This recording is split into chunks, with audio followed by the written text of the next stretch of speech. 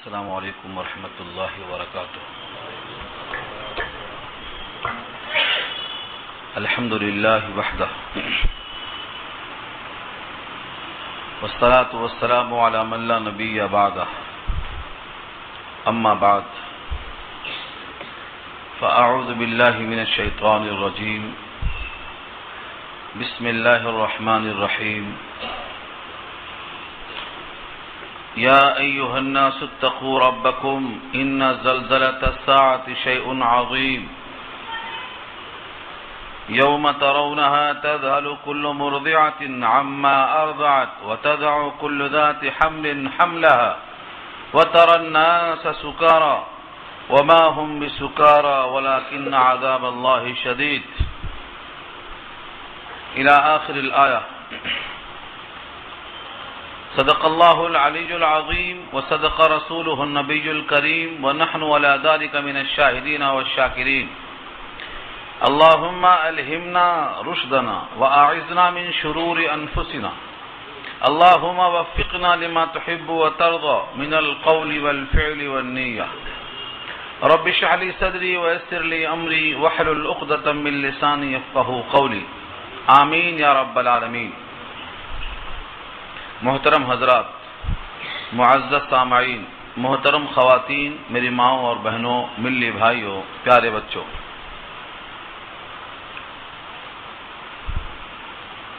آج کی گفتگو کا عنوان ہے سورہ حج. سورہ حج مدنی سورت ہے. اس سورت کے اندر کل 10 رکوع ہیں، 78 آیتوں پر مشتمل ہے. حج کے لفظ سے معلوم ہو رہا ہے کہ اس میں حج کے بہت سے مناسک اور بہت سے افعال کا تذکرہ آئے گا. اس صورت میں جو مضامین ہیں، چونکہ یہ مدنی صورت ہے، احکامات زیادہ ہیں.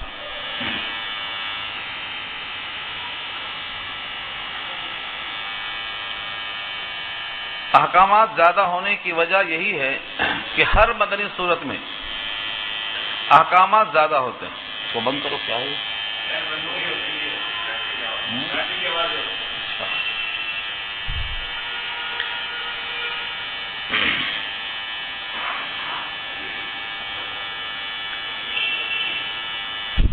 سورہ حج کی ان آیتوں میں سب سے پہلے اللہ تعالیٰ نے عام انسانوں کو خطاب کیا ہے، یا ایھا الناس کہہ کر. اور یہ بات پہلے معلوم ہے کہ جب خطاب یا ایھا الناس سے ہوتا ہے تو اس سے مراد سارے انسان ہوتے ہیں، اور بالعموم ایسی آیتیں مکی ہوتی ہیں. اور جب خطاب ہوتا ہے یا ایھا الذین آمنوا سے، تو اس سے مراد ایمان والے ہوتے ہیں، اور وہ آیتیں بالعموم مدنی ہوتی ہیں. لیکن اس صورت میں خطاب یا ایھا الناس سے ہے، پھر بھی اس صورت کو مدنی کہا ہے. حضرت عبداللہ ابن عباس رضی اللہ تعالی عنہ فرماتے ہیں کہ یہ صورت تمام اقسام کا مجموعہ ہے. اس میں مدنی صورتیں بھی ہیں، مکی صورتیں بھی ہیں، احکامات بھی ہیں، عقائد بھی ہیں، ناسخ بھی ہیں، منسوخ بھی ہیں. اس صورت کے اندر بہت سی ایسی اقسام ہیں جو قرآن کریم میں مختلف مقامات پر ہیں، یہاں سمٹ کے آ گئی ہیں. تو محکم اور متشابہ، ناسخ اور منسوخ، مکی اور مدنی، اس قسم کی بہت سی آیتیں آپ کے سامنے انشاءاللہ اس صورت میں آئیں گی. پہلا لفظ ہے یا ایھا الناس، اے لوگو.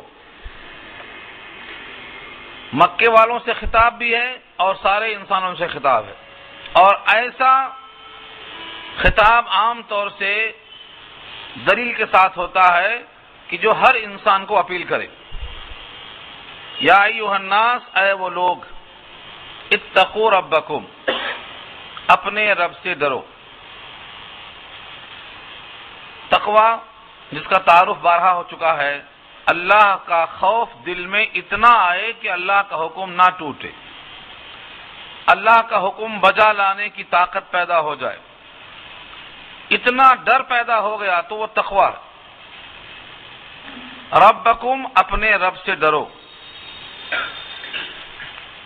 ان زلزلۃ الساعۃ شیء عظیم، بے شک قیامت کا زلزلہ بہت بڑی چیز ہے۔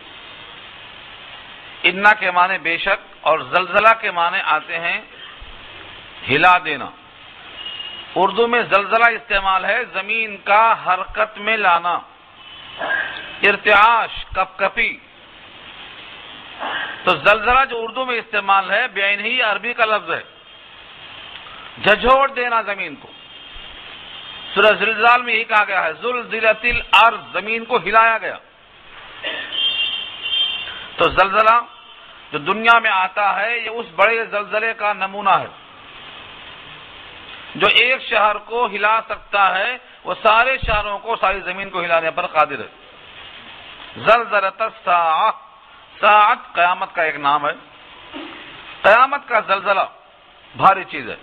شیء عظیم، عظیم صفت ہے شیء کی، بہت بڑا۔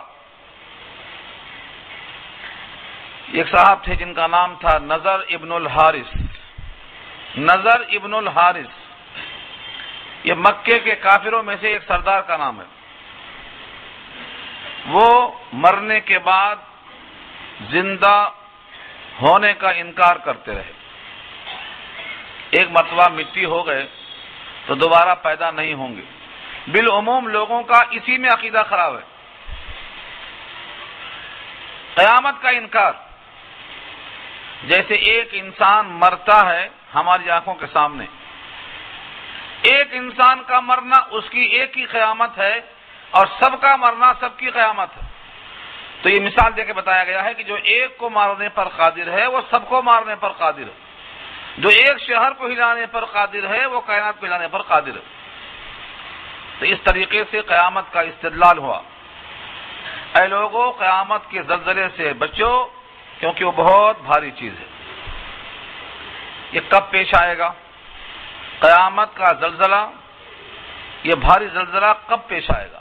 قیامت کے دن کا زلزلہ ہے، کیونکہ اگلی آیت میں آ رہا ہے مضمون کہ دودھ پلانے والی اپنے دودھ پیتے پیارے بچے کو بھول جائے گی، اور حمل والیوں کے حمل ساقط ہو جائیں گے، اور لوگوں کو آپ دیکھیں گے نشے کی حالت میں، حالانکہ نشے میں نہ ہوں گے۔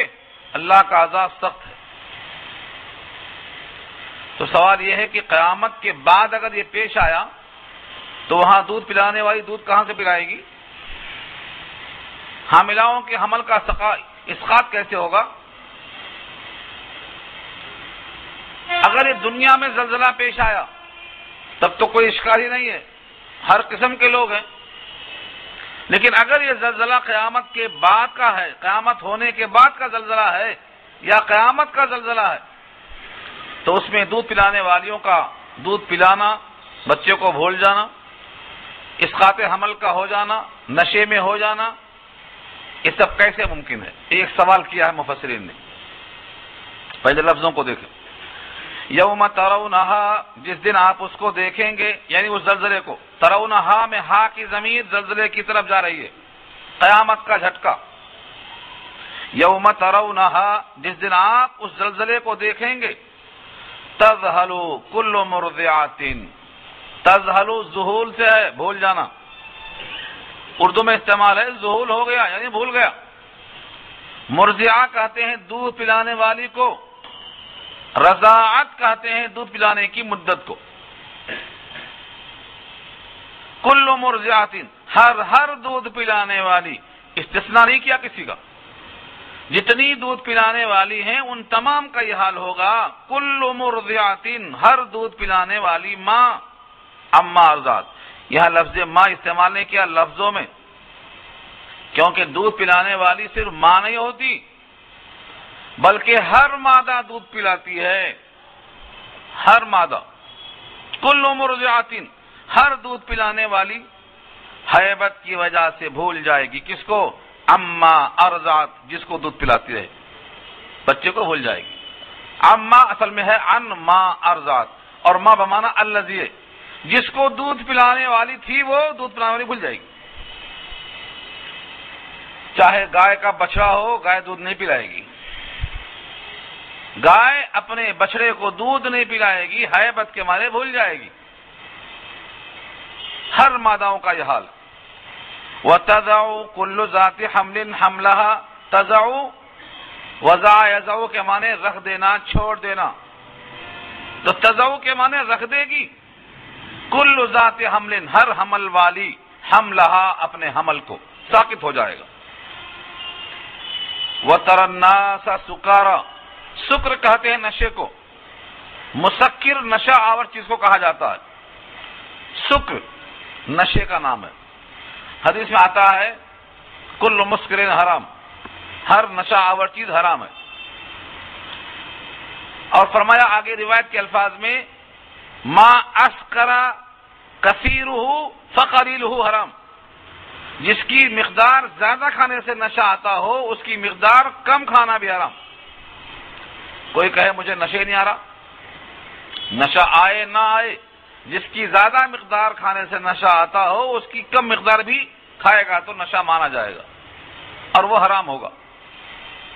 پیشاب کا ایک قطرہ بھی پیشاب کا ہی خطرہ ہے، تو نشہ آور چیز حرام ہے. تو سکر کے معنی آتے ہیں نشہ کے، اور سکارا اس کی حالت ہے، حالت نشہ میں نظر آئیں گے لوگ. وَتَرَى النَّاسَ سُكَارَى، اے مخاطب آپ دیکھیں گے لوگوں کو نشے کی حالت میں. وَمَا هُمْ بِسُكَارَى، حالانکہ وہ نشے میں نہ ہوں گے. پھر نشے میں نہ ہوں گے اور نشے میں نظر آئیں گے تو کیوں؟ وَلَكِنَّ عَذَابَ اللَّهِ شَدِيدٌ، اس لیے کہ اللہ کا عذاب بڑا سخت ہے. وَلَكِنَّ عَذَابَ اللَّهِ شَدِيدٌ، لیکن اللہ کا عذاب بڑا شدید ہے، سخت ہے. اس شدت کی وجہ سے یہ کیفیت طاری ہوگی.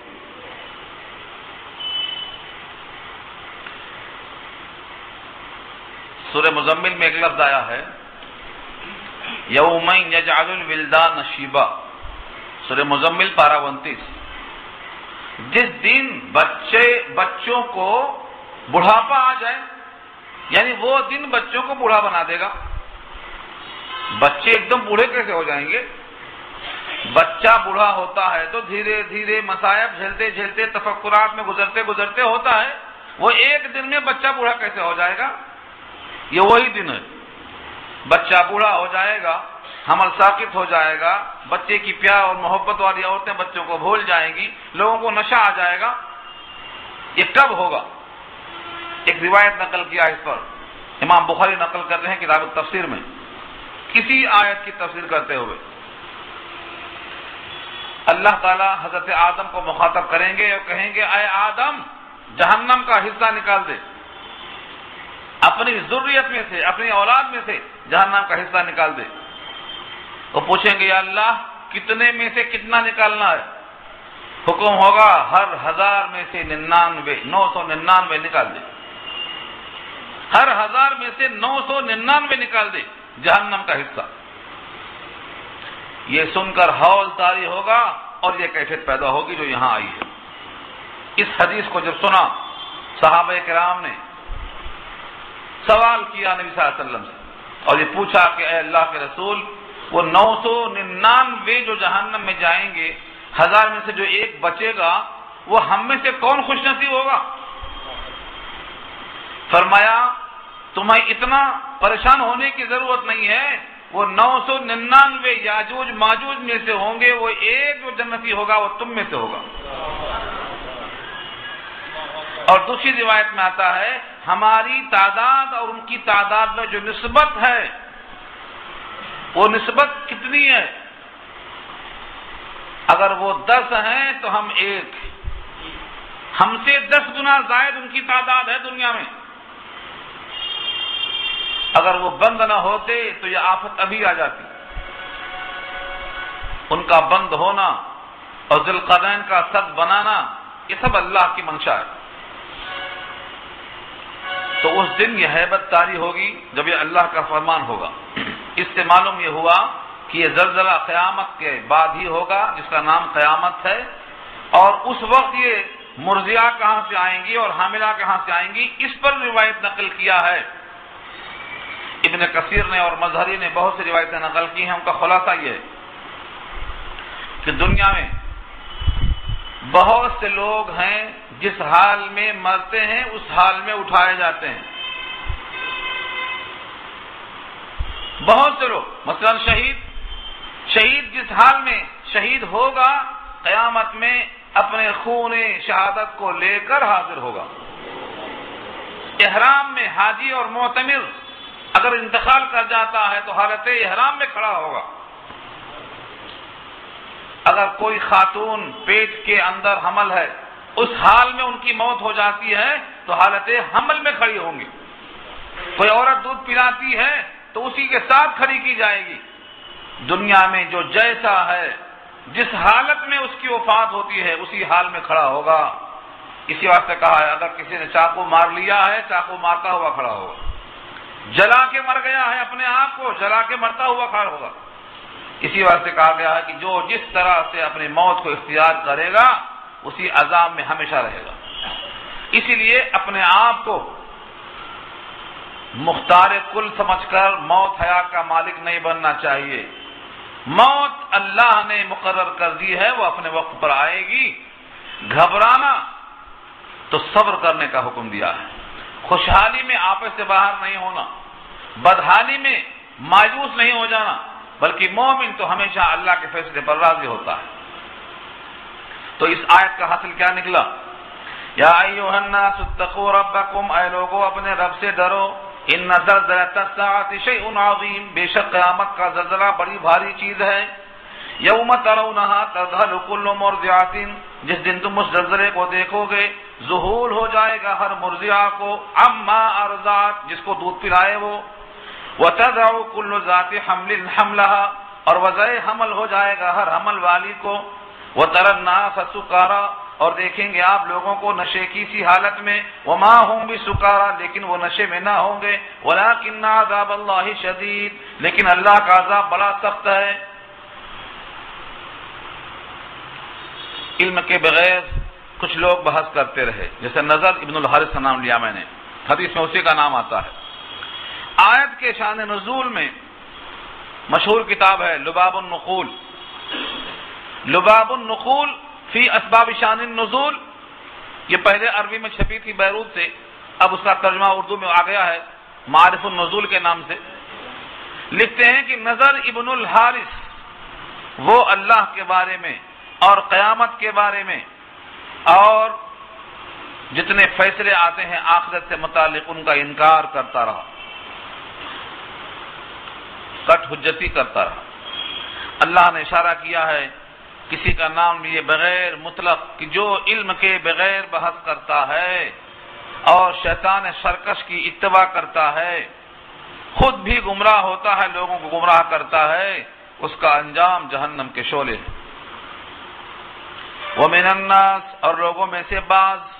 ومن الناس، الناس کے معنی لوگ اور من کے معنی یہ تبعیضیہ ہے، لوگوں میں سے کچھ لوگ یعنی بعض لوگ، کیونکہ سب لوگ ایسے نہیں ہوتے. اس من کا نام تبعیضیہ ہے، بعض لوگ. ومن الناس، لوگوں میں سے بعض. من یجادل، جو مجادلہ کرتے ہیں، جھگڑا کرتے ہیں اور بحث کرتے ہیں فی اللہ، اللہ کے بارے میں، اللہ کی ذات کے بارے میں. ایک وہ انسان جو حقیر قطرے سے بنا ہے. کبھی سوچ لیا ہوتا کہ میں خود کیسے بن گیا؟ میں ماں کے پیٹ میں 9 مہینے خود کیسے بن گیا؟ جس پیٹ میں تھا انہیں خود خبر نہیں تھی میں کیسے بن گیا؟ اور جس قطرے سے بنا ہوں وہ قطرہ کیسے، کس نے بنایا؟ وہ انسان اس مدت کو بھول جاتا ہے اور وہ اللہ کے بارے میں بحث کرتا ہے فی اللہ، اللہ کے بارے میں، اللہ کے ذات میں، صفات میں بحث کرتا ہے. کیسے؟ بغیر علم، علم کے بغیر. اردو کا لفظ ہے استعمال ہوتا ہے، بغیر علم کے بحث کرتا ہے. اس بحث کو اپنے لیے وہ خوبی سمجھتا ہے، حالانکہ جو چیز معلوم ہے اس کا بولنا تو بہتر ہے، لیکن جو چیز نہیں معلوم ہے اس میں نہ بولنا بہتر ہے، چپ ہونا بہتر ہے. السکوت خاموشی بہتر ہے. ایسے بولنے سے جس میں غلطی ہو خاموش ہونا بہتر ہے۔ من سکت نجا، جو چپ رہا نجات پایا، اور جو زیادہ بولتا ہے وہ غلط بولتا ہے۔ من کثر لفظ ہو کثر غلط ہو، جو زیادہ نکالے گا لفظ زیادہ غلطی ہوگی۔ تو لوگوں میں سے بعض ایسے ہیں جو بغیر علم کے اللہ کی ذات میں بحث کرتے ہیں۔ وَمِنَ النَّاسِ مَن يُجَادِلُ، اور لوگوں میں سے بعض ہیں جو مجادلہ کرتے ہیں۔ مجادلہ مفاعلہ کے وزن پر ہے، کسی کے مقابل میں آ کر بحث کرنے کو مجادلہ کہتے ہیں۔ جدل جھگڑا، اور مجادلہ کسی کے مقابلے میں جھگڑا۔ ظاہر یہ ہے کہ جب اللہ کے بارے میں مجادلہ کرے گا تو ایک طرف کوئی اور ہوگا، اور وہ مراد کون ہے؟ اللہ کے نبی ہیں۔ اللہ کے نبی سید الانبیاء محمد مصطفیٰ صلی اللہ علیہ وسلم الف مرۃ بعدد کل ذرۃ، ایک طرف آپ ہیں اور آپ کے چاہنے والے صحابہ ہیں، اور ایک طرف اللہ کے انکار کرنے والے متکبر انسان ہیں جو سر فہرست ہیں، نضر ابن الحارث جیسے لوگ، یہ مجادلہ کرتے ہیں۔ اللہ کی ذات میں کوئی انسان ادراک نہیں کر سکتا ہے، چاہے جائے کہ کوئی کافر بحث کرے۔ اسی عاجزی کی وجہ سے کروڑوں انسانوں نے اپنی پیشانیوں کو ان جگہوں میں جھکا دیا ہے کہ یہ خدا کی شکل ہے تصور کے لیے، حالانکہ اللہ کی ذات میں ادراک کر ہی نہیں سکتا۔ عاجز ہے انسان کی نگاہ اور اس کے اندر جو قوت گرفت ہے وہ اللہ کی ذات کا ادراک کرنے پر قادر نہیں ہے۔ اللہ نے خود کہا لا تدرکہ الابصار وہو یدرک الابصار وہو اللطیف الخبیر، نگاہیں اس کا ادراک نہیں کر سکتی ہیں، ہاں وہ نگاہوں کا ادراک کرتا ہے۔ تم نماز میں کدھر دیکھتے ہو؟ تمہاری نگاہوں پر اس کی نگاہ ہے، لیکن تم اس کو دیکھنے پر قادر نہیں ہو۔ وہ تو لطیف ہے، باریک بین ہے۔ اب کوئی انسان کہے کہ جب میں ان کو دیکھتا نہیں ہوں تو مانوں کیسے؟ مولانا مسیح اللہ صاحب نے لکھا ہے تعلیمات اسلام میں، اللہ کے وجود پر دلائل پیش کرتے ہوئے بہت سے دلائل پیش کیا انہوں نے۔ تمہارا وجود خود تمہارے سامنے ہے، اپنے وجود کو مخاطب کر کے پوچھ لو کہ تمہارا وجود کہاں سے آیا، کیسے آیا، کن کن مراحل سے آیا، کیسے تیار ہوا، کن مادوں سے بنا۔ وہ مادے میں ترکیب میں لترکبن طبقا عن طبق، مٹی سے غذا کون بنایا، غذا سے خون بنایا، خون سے آگے کا مرحلہ بنایا، جمع ہوا خون، گوشت کی بوتی، پھر اس کے بعد دوسرا، آگے آ رہی ہے بات۔ اس ترتیب کے ساتھ تم آج شباب کے ساتھ ہو، عقل و فہم کے مالک بنے بیٹھے ہو، ان تمام مراحل سے تمہیں کون لایا گزارتے ہوئے؟ تو بغیر علم الہی کے اللہ کی ذات اور صفات میں یہ لوگ بحث کرتے تھے۔ اللہ کی ذات میں کوئی بحث نہیں کر سکتا، کیونکہ اللہ کی ذات اس عقل اور فہم میں نہیں آ سکتی، اس کی ذات کا ادراک نگاہیں نہیں کر سکتی۔ ہاں البتہ اللہ نے حکم دیا ہے اللہ کو پہچاننے کے لیے آفاق میں اور انفس میں، یعنی اپنی ذات میں اور ساری کائنات میں جو مصنوعات ہیں ان میں غور کر لو، سامنے پر اشارہ مل جائے گا۔ زمین ہے تو زمین کا بنانے والا کون ہے؟ آسمان ہے تو اس کا بنانے والا کون ہے؟ میرا وجود ہے تو مجھے سنوارنے والا کون ہے؟ ہر مخلوق کا خالق ہوتا ہے، میرا خالق کون ہے؟ اس طرح سے اللہ کی صفات کا تعین کر سکو گے۔ تو ذات کی طرف قوت نہیں ہے دیکھنے کی، ہاں صفات کی طرف غور و فکر کر سکتے ہو۔ لوگوں میں سے بعض ہیں جو مجادلہ کرتے ہیں اللہ کی ذات اور صفات کے بارے میں بغیر علم کے۔ وَيَتَّبِعُ كُلَّ شَيْطَانٍ مَرِيدٍ، اور اتباع کرتے ہیں ہر شیطان سرکش کی۔ وَيَتَّبِعُ فالو کرتے ہیں، پیچھے چلتے ہیں کس کے؟ کُلَّ مانے ہر، اور شیطان جن میں سے جو کافر تھے ان کو شیطان کہا ہے۔ شیطان کوئی الگ مخلوق نہیں ہے، پیچھے بحث آ چکی ہے، تفصیل سورہ جن میں آئے گی کہ یہ جو مخلوق ہے شیطان کی یہ جنوں میں سے جو کافر ہیں، سرکش ہیں، ان کو شیطان کہا.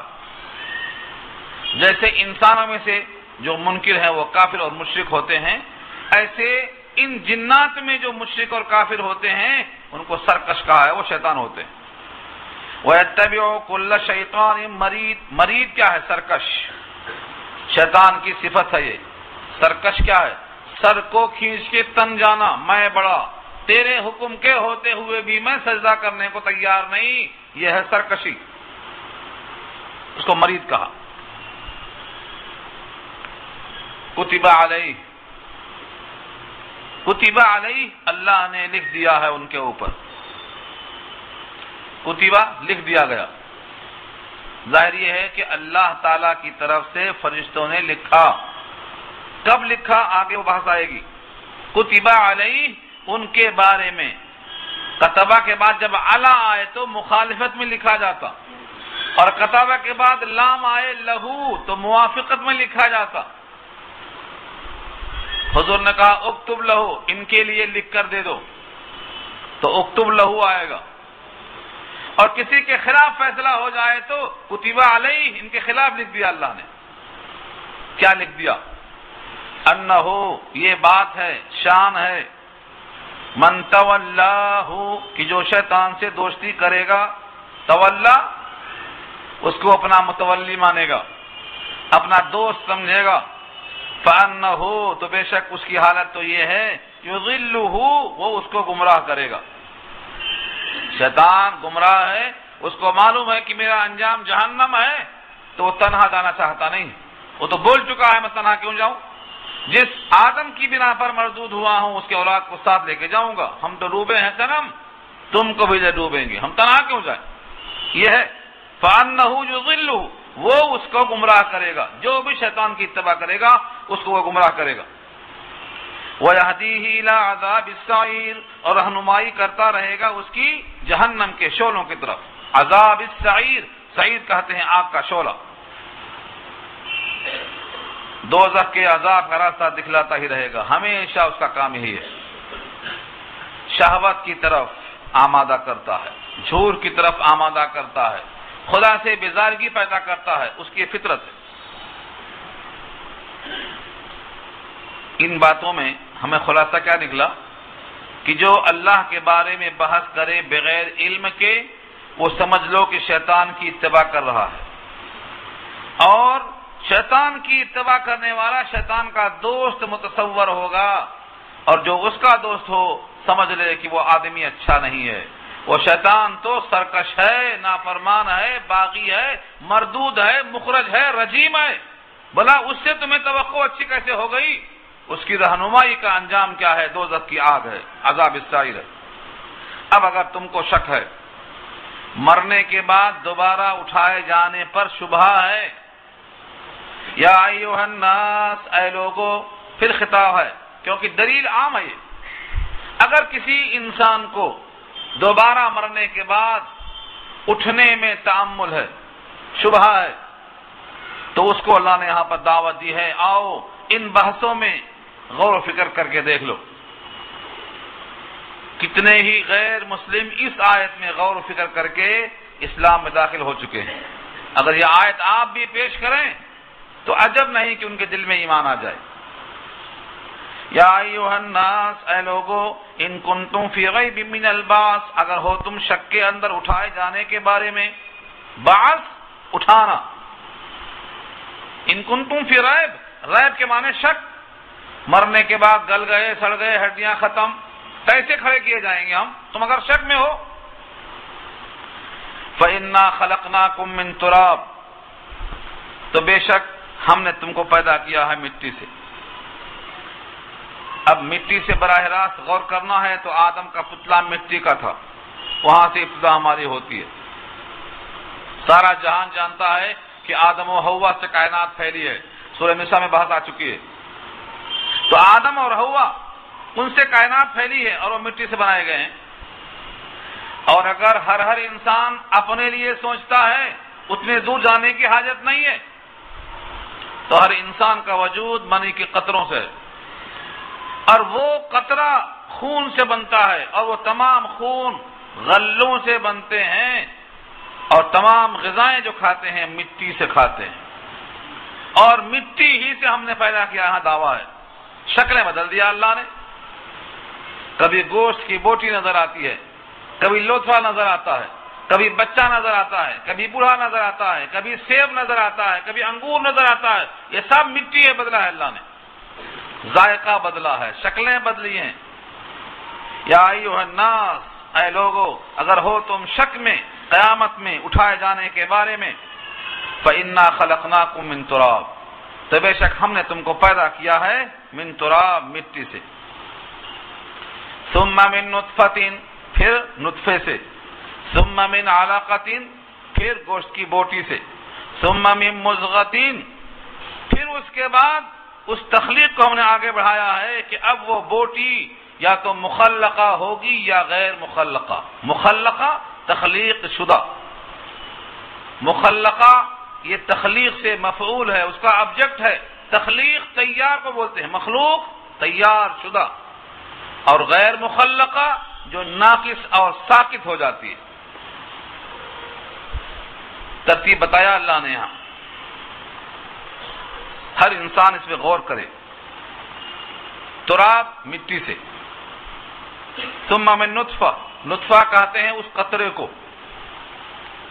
اس قطرے کو اللہ 40 دن کے بعد اس کی شکل بدلتے ہیں، ثم من علقہ، تو وہ لوتھڑے سے پھر بوٹی بن جاتا ہے۔ علقہ کیا ہے؟ گوشت، وہ جو جم جاتا ہے، 40 دن تک جمع ہوا لوتھڑا، اب اس کو اللہ تعالیٰ گوشت کی شکل دیتے ہیں تو وہ مضغہ بنتا ہے، گوشت کی بوٹی۔ 40 3 دفعہ جب یہ کیفیت پیدا ہوتی ہے تو اب باری آتی ہے مخلقہ کی اور غیر مخلقہ کی، جو فرشتہ رحم پہ ہے۔ امام بخاری لکھتے ہیں روایت اس آیت کی ذیل میں، ایک فرشتہ رحم پہ متعین ہے، اس وقت میں اب پوچھتا ہے جب مضغہ بن کے تیار ہوا ہے، 40 3 بار انقلاب کے بعد پوچھتا ہے، یا ربی مخلقۃ ام غیر مخلقۃ، اس کی تخلیق مقصود ہے یا اس کا اسقاط مقصود ہے؟ رب کریم اگر حکم دیتے ہیں کہ اس کو ساقط کر دے، رحم ساقط کر دیتا ہے، اسقاط حمل اسی کا نام ہے۔ اور اللہ کا حکم ہوتا ہے کہ اس کو محفوظ کر لے، اس کو مخلقہ بنانا ہے، تخلیق کامل کر دے، تو وہ پوچھتا ہے یا اللہ یہ کتنا کھائے گا؟ اس کا رزق لکھ دیا جاتا ہے اسی دن۔ ماں کے پیٹ میں جب ہم تھے اور آپ تھے تو لکھا جا چکا ہے، کیا رزق اس کا لکھا جا چکا ہے، اس میں سے ایک روٹی اور ایک بوٹی کا نہ اضافہ ہوگا نہ کمی ہوگی، یہ تقدیر ہے، رزق لکھ دے۔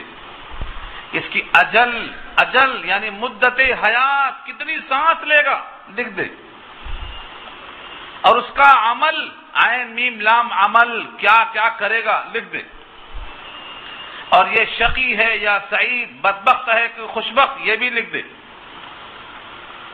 یہ 4 چیزیں فرشتہ لکھ چکا ہے۔ اس موقع پر یہ حکم ہوتا ہے، اپنی قدرت کا مظاہرہ فرمایا، اللہ نے یہ تبدیلی کی ہے، اس تخلیق کو کوئی روک نہیں سکتا ہے، اس تغیر پہ کوئی قادر نہیں ہے۔ اللہ فرماتے ہیں کبھی ہم قدرت ظاہر کرتے ہیں کہ مکمل تخلیق ہوتی، اور کبھی طاقت دکھاتے ہیں تو اس کا اسقاط ہو جاتا ہے۔ لِنُبَيِّنَ لَكُمْ، تاکہ واضح کر دیں ہم تمہارے لیے، تمہارے واسطے کیا واضح کر دیں کہ تمہارے وجود کے ہم پوری طرح مالک ہیں اور قادر ہیں، چاہیں تو رحم میں ساقط کر دیں، چاہیں تو باقی رکھیں۔ وَنُقِرُّ فِي الْأَرْحَامِ مَا نَشَاءُ إِلَىٰ أَجَلٍ مُّسَمًّى، اور ہم باقی رکھتے ہیں، نقر قرار، باقی رکھنا، فی الارحام رحم میں، ما نشاء جس کو ہم چاہتے ہیں، إِلَىٰ أَجَلٍ مُّسَمًّى ایک وقت مقررہ تک۔ اجل مسمى کتنا ہے مدت حمل؟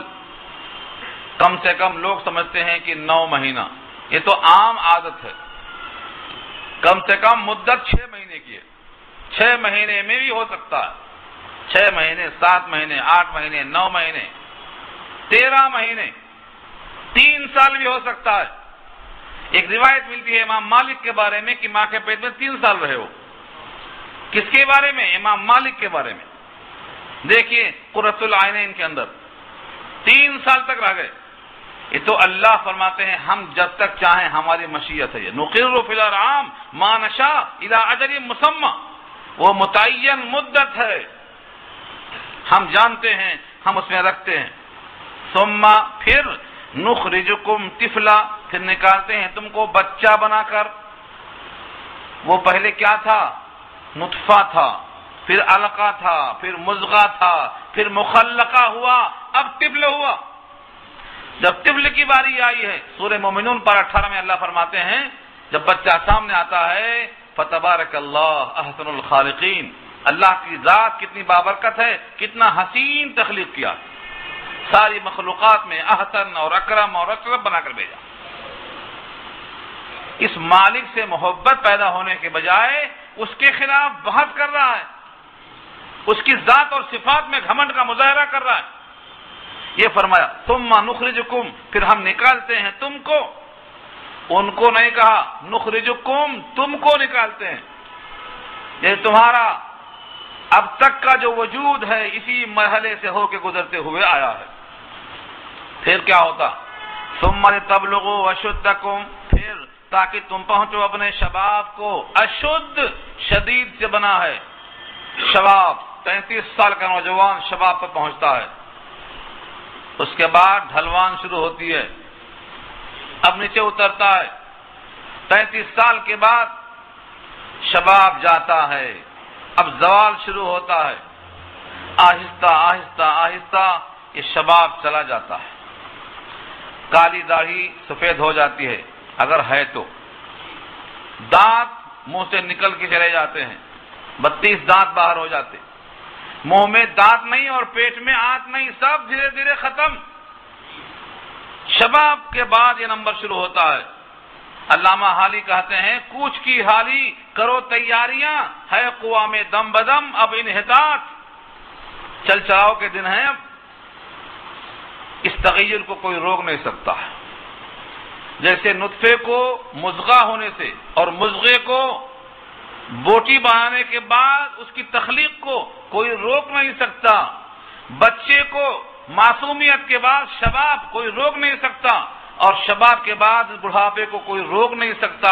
اپنے تغیر میں، اپنی ذات میں تغیر کو تم روکنے پر قادر نہیں ہو، تم اللہ کی ذات میں کیا بحث کرو گے؟ انسان کو واضح کیا ہے ثم لتبلغوا اشدکم، اور اس تغیر کو بتایا ہے سورہ انشقاق پارہ 30 کے اندر لترکبن طبقا عن طبق۔ 10 سال کے تھے، 12 سال کے ہوئے، 15 سال کے ہوئے، ہر طبق پر تم چلے گئے چڑھتے ہوئے۔ اس تغیر سے تمہیں آواز آتی ہے مگر تم کان نہیں لگاتے ہو۔ ہاں، انقلابات جہاں واعظ رب ہیں سن لو، ہر تغیر سے صدا آتی ہے ففہم ففہم، اب تو سمجھ لے۔ تم کو ایک طاقت دھکیل رہی ہے، جیسے ہی ماں کے پیٹ سے نکلے قبر کی طرف چل رہے ہیں۔ کتنا باقی ہے قبر تک جانے میں، طے کر لو منزل، تمہیں خبر تو نہیں ہے، ہاں اندازہ ہو سکتا ہے۔ آگے فرمایا رب کریم نے وَمِنْكُمْ مَن يُتَوَفَّى، اور تم میں سے بعض وہ ہیں جن کو وفات دے دی جاتی ہے، یعنی شباب تک نہیں آتے، وفات ہو جاتی۔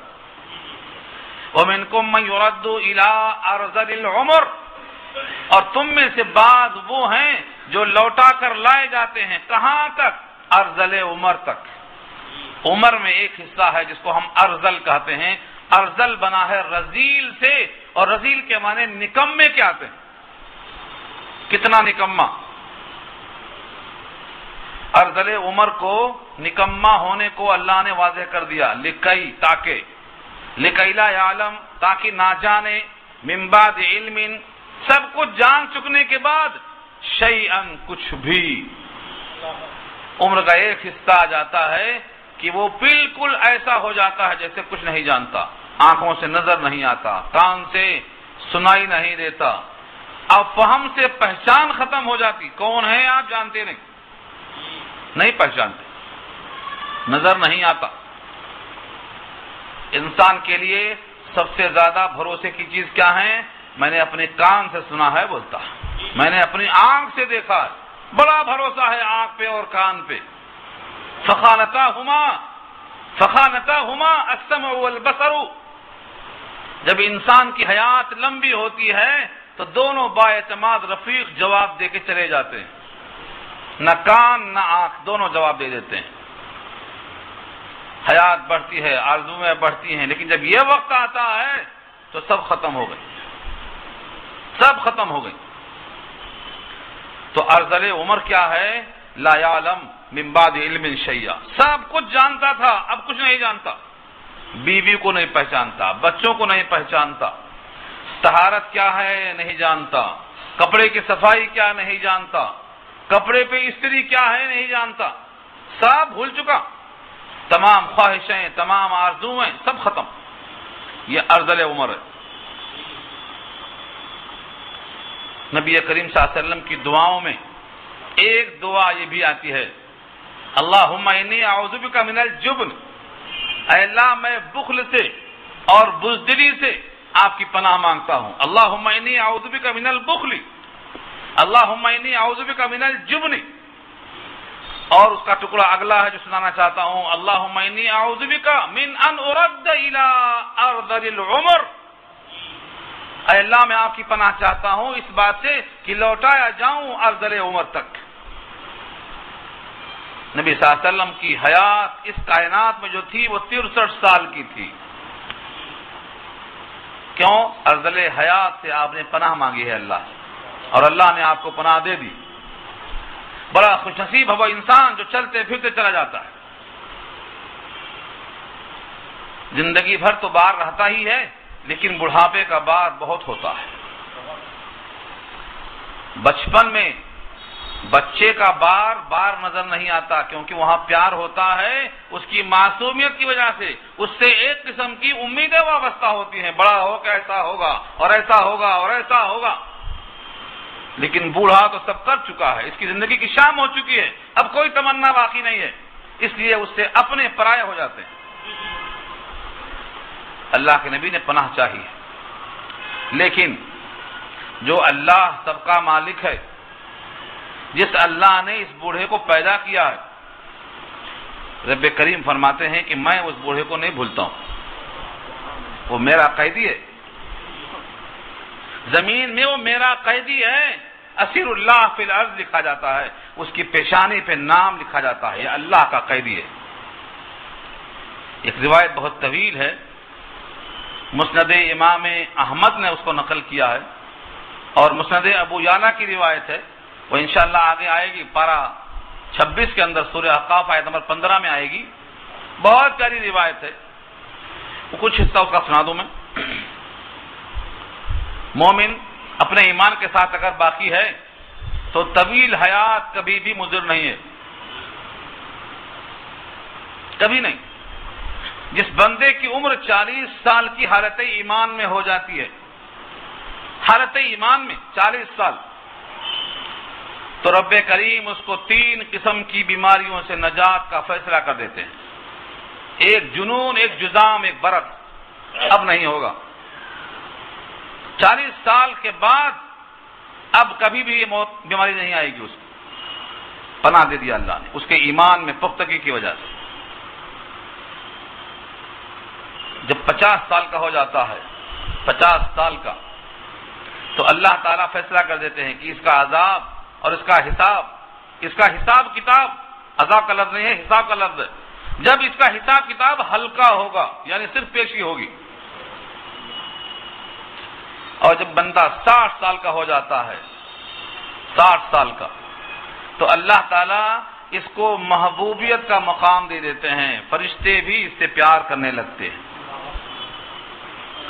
جب 70 سال کا ہو جاتا ہے تو اس کی نیکیوں کو ثابت کر دیتے ہیں، خطائیں معاف کر دیتے ہیں، اور جب بندہ 80 سال کا ہو جاتا ہے تو رب کریم اس کے لیے صرف یہ فیصلہ کر دیتے ہیں کہ اب یہ بندہ اپنے اہل بیت کے بارے میں، اپنے خاندان والوں کے بارے میں زبان چلاتا ہے تو اللہ قبول فرماتے ہیں۔ اور 90 سال کا اگر بوڑھا ہو گیا تو لکھا ہے اس کے نام کے ساتھ میں لکھ دیتا ہوں رجسٹر میں، عرش پہ لکھ دیتا ہوں کہ یہ میرا قیدی ہے جو زمین میں۔ ایک روایت میں اسیر اللہ فی الارض ہے اور ایک روایت میں امین اللہ فی الارض ہے، اور اس کے تمام خطاؤں کو معاف کر دیتا ہوں، تمام نیکیوں کو ثابت کر دیتا ہوں اور اس کی پوری دعائیں قبول کرتا ہوں۔ اور ایک نعمت لکھا ہے حالت شباب میں، حالت صحت میں جو نیکیاں یہ کرتا تھا اب نہیں کر سکتا ہے، بغیر کیے اتنا لکھتا رہتا ہوں۔ اصل پیغام یہ دینا ہے کہ ایمان والے کے لیے حیات کسی حال میں ہو مفید ہے۔ بیماروں کے بارے میں بھی لکھا ہے کہ بیمار جب ہو جاتا ہے تو اللہ تعالیٰ حالت صحت کی اس کی تمام عبادتوں کے بخدر لکھتے رہتے ہیں کہ بیماری میں نے دیا ہے اس لیے میں اس کی تلافی کروں گا۔ اللہ اپنے بندوں سے بہت پیار کرتے ہیں۔ یہ تمام دلائل کو سنانے کا مقصد ہے کہ تم اپنے رب سے دور کب تک رہو گے، اپنے رب سے قریب آؤ۔ تم پر تو کرم ہوتا آیا ہے، ابھی اور کرم ہوگا۔ اسی آیت میں اللہ نے ایک تشبیہ اور دیا ہے تمہاری حیات کو سمجھانے کے لیے۔ ماں کا رحم بمنزلہ زمین کے ہے، اور یہ زمین جب مردہ پڑی ہوتی ہے تم دیکھتے ہو ہم اس پر پانی برساتے ہیں تو یہ زمین پھول کے موٹی ہو جاتی ہے، اب اس میں قوت نمو پیدا ہوتا ہے اور یہ سبزہ زار ہو جاتی ہے، لہلہا اٹھتی ہے۔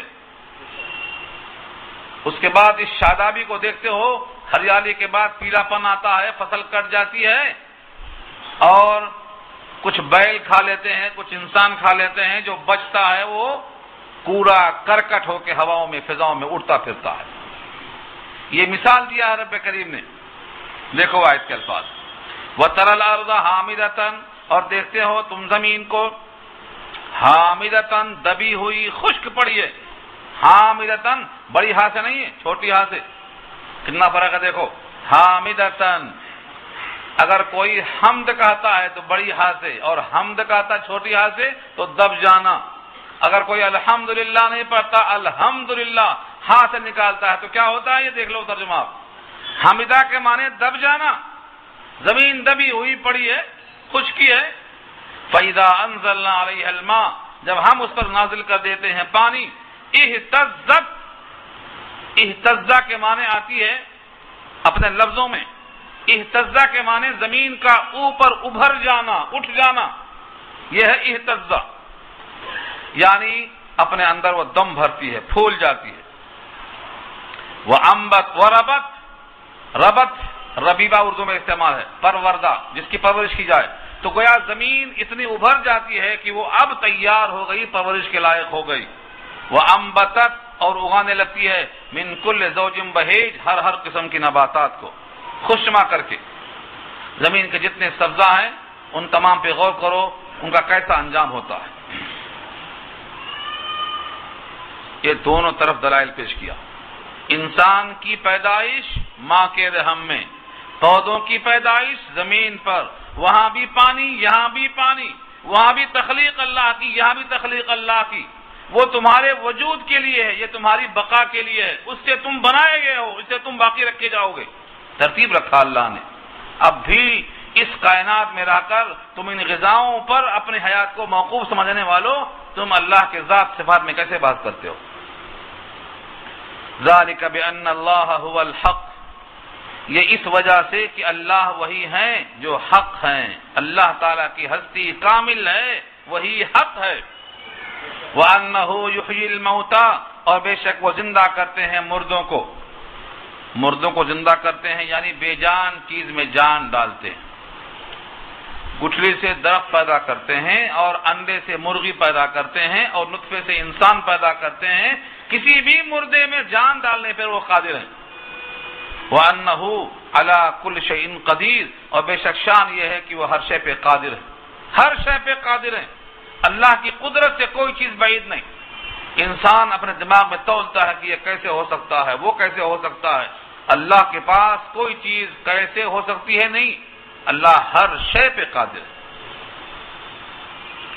جب ہر شے پہ قادر ہیں تو سارے کی موت، ساری کائنات کی موت دینے پر وہ قادر ہیں. وَأَنَّ السَّاعَةَ آتِيَةٌ، اور بے شک قیامت آنے والی ہے. لا ریب فیہا، اس میں کوئی شک کی گنجائش نہیں ہے. ایک کو مارنے والا سب کو مارنے پر قادر ہے. اس لیے جب ایک کی موت کا تم مشاہدہ کر چکے ہو تو سب کی موت کا انکار کرنے کا وقت کہاں آیا؟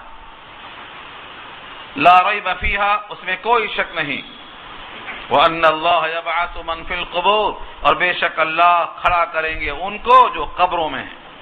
قبور قبر کی جمع ہے، جتنے قبروں میں ہیں سب کو اللہ تعالیٰ قیامت میں کھڑا کر دیں گے. وَمِنَ النَّاسِ، اور لوگوں میں سے بعض، مَن يُجَادِلُ، جو بحث کرتے ہیں، جدال کرتے ہیں، فی اللہ، اللہ کے بارے میں، بغیر علم، بغیر علم کے، ولا ہدن، بغیر ہدایت کے، ولا کتاب، بغیر کتاب کے. کتاب کی صفت کیا ہے؟ منیر، روشن کتاب. یعنی اگر اللہ کی صفات میں بحث کرنا ہے تو یا تو روشن کتاب ہو، یا پھر ہدایت ہو، یا پھر علم ضروری ہو. تین چیزیں ہیں. بغیر علم، علم سے مراد علم ضروری، اور ہدایت سے مراد علم استدلال عقلی، عقلی دلائل. اور کتاب منیر کیا ہے؟ نقلی دلائل. دلائل تین قسم کے ہوتے ہیں، عقلاً، نقلاً. نقل کیا ہے؟ جو کتاب میں لکھا ہے پیش کر دیا آپ نے، یہ نقلی ہے، نقل کیا ہے وہاں سے یہاں. اور عقل کیا ہے؟ جو بات معقول ہو، جسے عقل تسلیم کرتی ہو. اور وہ علم جو استدلال کیا جاتا ہے، مثلا کہیں دھواں دیکھا، دھواں دیکھ کے فیصلہ کیا آگ ضرور ہے یہاں. دھواں نکلتا ہے تو آگ ضرور ہے یہاں، کیونکہ دھواں کا وجود دلیل ہے آگ کے ہونے پر. یہ ہے علم ضروری. تو قرآن کریم نے واضح کر دیا کہ جو لوگ اللہ کے بارے میں بحث کرتے ہیں بغیر علم کے ہیں، علم ضروری حاصل نہیں، ولا ہدن، دلیل عقلی حاصل نہیں، ولا کتاب منیر، اور کوئی روشن کتاب نہیں ہے. ان تینوں کے بغیر بحث کرنا غلط ہے. کفار قریش کا حال یہی تھا. ان کے پاس کتاب نہیں تھی، عقلی دلیل نہیں تھی. بھائی دوبارہ مرنے کے بعد زندہ نہیں کیا جائے گا، اس پر کیا دلیل ہے؟ ہاں حیرت ضرور ہے، استعجاب ہے، کیسے اٹھایا جائے گا، کیسے بنایا جائے گا. یہ تو حیرت استعجاب ہے، کوئی دلیل تو نہیں ہے. ہر منکر کے پاس آج تک کوئی دلیل نہیں ہے سوائے حیرت و استعجاب کے. دلیل کا نام نہیں. اللہ فرماتے ہیں جن کے پاس کوئی دلیل نہیں ہے تینوں دلیلوں میں سے، ان کا حال یہ ہے کہ مارے تکبر کے اپنی گردن آٹتے ہیں اور اپنے موڑے کو موڑ لیتے ہیں، صحیح بات نہیں کرتے. ثانیہ عطفہ، تکبر کرتے ہوئے کیا کرتے ہیں؟ اپنے موڑے کو موڑتے ہیں. ثانیہ موڑنا، عطفہ اپنے موڑے کو، لیضل عن سبیل اللہ، تاکہ بھٹکا دیں لوگوں کو اللہ کے راستے سے، لوگوں کو دین حق سے پر ہٹا دیں، دور کر دیں. اللہ نے فیصلہ کیا ہے ایسوں کے لیے ہم نے دو انتظام کیا ہے. لہو فی الدنیا خزیون، ان کے لیے دنیا میں رسوائی ہے. وَنُذِيقُهُ يَوْمَ الْقِيَامَةِ عَذَابَ الْحَرِيقِ، اور ہم چکھائیں گے ان کو جلنے کا عذاب قیامت کے دن. تو وہاں جلنے کا عذاب، یہاں ذلت و رسوائی کا عذاب. رسوائی کتنی شکل میں آ سکتی ہے، کس طرح سے ہو سکتی ہے، یہ اللہ نے واضح کر دیا. ذَلِكَ بِمَا قَدَّمَتْ يَدَاكَ، یہ سب اس واسطے ہے کہ جو کچھ آگے بھیجا ہے آپ کے ہاتھوں نے.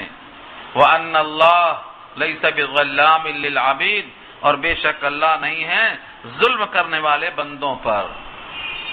ظلام ظالم سے مبالغہ ہے، بندوں پر اللہ ظلم نہیں کرتے، کیونکہ جو آپ نے اپنے ہاتھوں سے بھیجا ہے کرتوت، اسی کی بنیاد پر جلنے کا عذاب ہوگا، رسوائی کا عذاب ہوگا، آپ کے تکبر کی پاداش میں ہوگا، علم کے بغیر بحث کی پاداش میں ہوگا، قیامت کی انکار کی شکل میں آپ نے جو تکبر کا اظہار کیا ہے اس کی پاداش میں ہوگا. اس لیے جب تک دلیل صحیح نہ ہو زبان کو چپ رہنا بہتر ہے. کوشش کرنا چاہیے کہ صحیح علم حاصل ہو. رکوع پورا ہو گیا ہے اور وقت بھی مکمل ہو چکا ہے. آپ حضرات اس صورت کو جس میں یہ پیغام دیا گیا ہے، آگے چل کر قرآن میں توحید کے دلائل پر بڑی عمدہ بحث آ رہی ہے. کہ اللہ تعالیٰ نے انسان کو کیسا بنایا ہے، اس کی فطرت کیسی ہے۔ اللہ سے زیادہ علم کسی اور کے پاس نہیں ہے، یہ سب کو نزدیک مسلم ہے۔ تو اللہ کی یہ کتاب جو علم کا خزانہ ہے، جتنا زیادہ اس سے آپ کو بات پہنچے گی وہ سچی بات پہنچے گی، آپ کی عقل کو روشن کرے گی، آخرت کو سنوارے گی۔